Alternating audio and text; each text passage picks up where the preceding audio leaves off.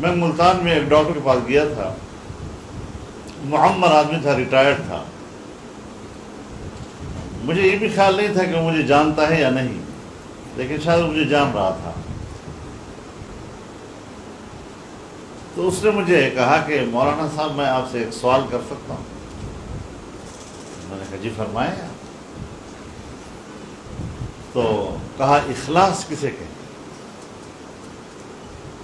اب ہم جب جہاں بیٹھتے ہیں تو ہم سوچتے ہیں کہ شاید کوئی سیاسی سوالات کرے گا، کوئی ملک کے بارے میں پوچھے گا، کوئی عالمی سیاست کے بارے میں سوال کرے گا. ہمیں کیا پتہ کہ وہ اس طرح کا کوئی سوال کر سکتا ہے. تو مجھے کہا کہ اخلاص کے کیا معنی؟ تو میں نے کہا کہ پورے قرآن کریم کا جب ہم مطالعہ کرتے ہیں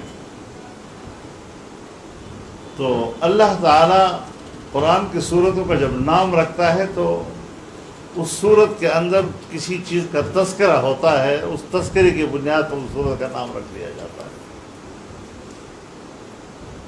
لیکن جب ہم صورت اخلاص کو پڑھتے ہیں تو اس میں اخلاص نام کی کوئی چیز نہیں ہے.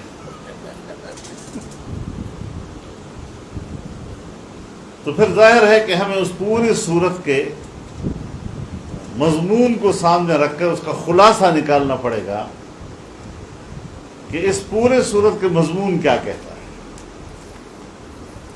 تو میرے نزدیک اس پورے صورت کی مضمون کا خلاصہ یہ ہے کہ انسان کی نیت یا انسان کا ارادہ اور اس ارادے پر مبنی عمل وہ ایک ہی ذات کی طرف متوجہ ہو، اس کا رخ ایک ذات کی طرف ہو اور وہ نظر ایک ہی ذات پر مرتکز ہو، ارادے اور نیت کی بھی اور اس ارادے اور نیت پر مبنی عمل کی بھی. تو پھر جا کر یہ اخلاص بنتا ہے.